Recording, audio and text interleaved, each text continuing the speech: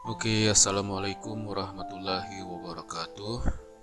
Kembali lagi dalam pembelajaran IPS. Ini materi masih di kelas 9 ya. Di kelas 9, materi lanjutan kemarin tentang kondisi alam beberapa negara di dunia. Dan kali ini, kalau kemarin kita membahas Inggris, dan untuk pertemuan kali ini membahas tentang negara Jepang.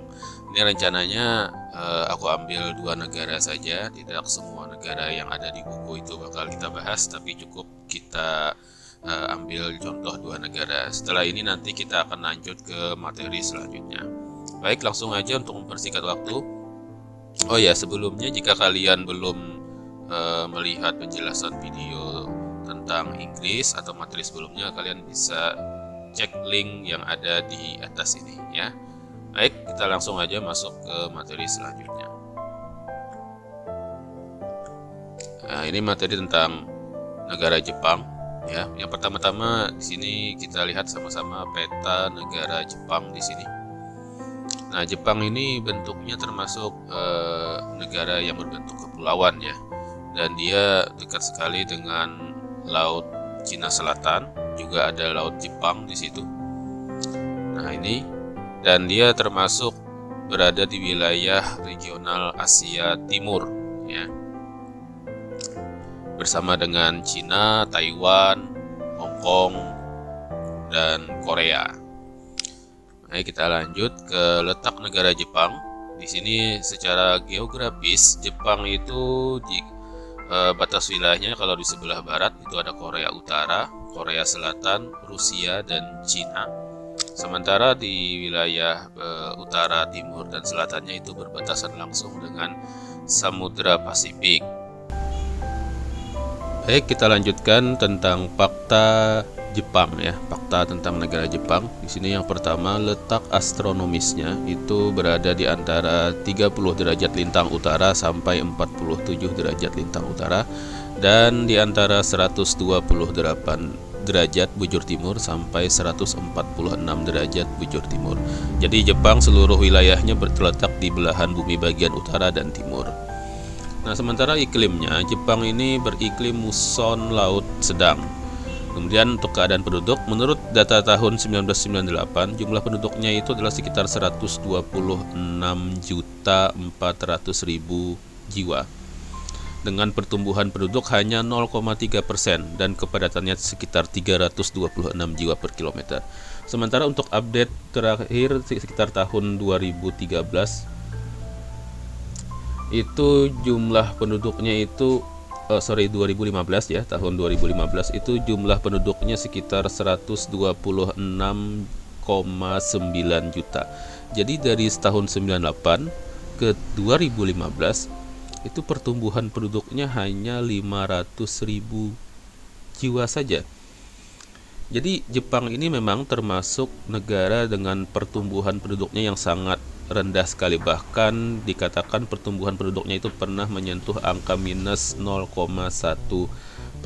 Jadi lebih banyak kematian ketimbang kelahiran gitu, semacam itu. Padahal di Jepang itu angka atau tingkat kehidupan masyarakatnya atau rakyatnya itu cukup tinggi ya. Usia harapan hidupnya itu cukup tinggi, di mana penduduk Jepang itu bisa berusia 86 tahun untuk wanita dan 79 tahun untuk pria.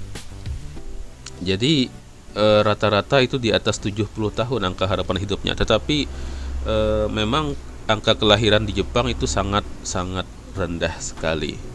Nah, itu yang menyebabkan pertumbuhan penduduknya pun juga jadinya lambat. Nah, kemudian bentuk pemerintahan Jepang itu sendiri adalah kepala negaranya dipimpin seorang kaisar ya, atau Tenno, dan kepala pemerintahannya itu adalah seorang perdana menteri. Kita lanjutkan pada fakta tentang Jepang selanjutnya. Fakta selanjutnya adalah bahasa kebanyakan yang digunakan tuh bahasa Jepang dengan huruf kanji. Sementara agama, sebagian besar agamanya adalah Shinto dan Buddha. Kemudian kegiatan ekonomi, industri, perikanan, pertanian, perdagangan, pertambangan, dan perhubungan. Mungkin saya juga bisa tambahkan di sini ada satu fakta unik juga dari Jepang, yaitu negara ini memiliki banyak sekali gunung berapi dan mengakibatkan sering juga terjadinya gempa bumi, bahkan di eh, kadang itu diselingi dengan bencana tsunami ya yang cukup besar. Nah, hal ini dikarenakan Jepang itu terletak di daerah perbatasan antara lempeng benua Asia dan lempeng Samudra Pasifik. Nah, jadi akibat di letaknya yang seperti itu di antara dua lempeng tadi, menyebabkan dia sangat rawan sekali terjadinya gempa bumi. Bahkan Jepang memiliki julukan Ring of Fire ya, karena dia berada di suatu garis seperti semacam cincin seperti itu, yang dimana di situ menjadi pusat dari panas bumi gitu, sehingga banyak sekali gunung berapi yang bisa didapatkan di Jepang. Itu beberapa fakta tentang Jepang. Kemudian keadaan alam Jepang. Nah, ini sudah saya sebutkan tadi. Di Jepang itu banyak sekali gunung berapi, dan yang paling tertinggi dan paling terkenal itu adalah Gunung Fuji dengan ketinggian 3.776 meter. Perairan di Jepang kaya akan ikan karena perairannya itu didukung oleh arus hangat ya, Kuroshio, dan arus dingin Oyashio. Jadi cukup unik gitu perairan lautnya itu. Jadi ada arus hangat dan arus dingin bertemu di situ, sehingga ada banyak sekali ikan yang berada di perairan Jepang. Nah, untuk kemajuan yang dicapai di sektor pertanian, jadi Jepang itu kalau mungkin kita selama ini kenalnya dengan industri di bidang teknologinya ya Jepang itu. Nah, tapi ternyata pertanian mereka juga cukup maju, di mana Jepang ini hasil pertaniannya meliputi padi, kentang, jagung dan sayuran, teh, jeruk dan apel. Nah, kemudian perikanan dan peternakan, hasil perikanannya cukup melimpah, meliputi ikan salmon, tuna hiu, haring dan paus. Hasil peternakannya babi, ayam dan sapi. Ini termasuk komoditi yang bernilai tinggi ya. Kemudian keadaan sosial budaya, penduduk Jepang terdiri dari berbagai etnik ya. Yang pertama, etnik paling mayoritas itu tentu adalah bangsa Jepang itu sendiri, 98% lebih. Kemudian etnik Korea dan Cina. Sementara agama yang dianut sudah disebutkan tadi, itu Shinto, Buddha dan Kristen itu yang paling dominan. Paling dominan itu Shinto ya kalau di Jepang itu. Kemudian jumlah penduduk Jepang itu adalah 127,3 jiwa dengan pertumbuhan penduduk minus 0,2 pada tahun 2013. Selanjutnya kita akan membahas tentang hubungan diplomatik Indonesia dengan Jepang. Kita tahu Indonesia dulunya memiliki sejarah yang cukup kelam bersama dengan negara Jepang ini, karena Jepang pernah menjadi satu di antara negara yang menjajah Indonesia, meskipun tidak terlalu lama, kurang lebih 3,5 tahun, tapi itu menyisakan sejarah yang cukup kelam tentunya. Nah, untuk membangun hubungan diplomatik itu tentu ada proses ya yang cukup panjang, dan hubungan diplomatik itu baru terjalin kembali pasca kemerdekaan Indonesia, itu tepatnya pada April tahun 1958. Hingga sekarang Indonesia terus menjalin hubungan diplomatik yang erat dengan negara Jepang.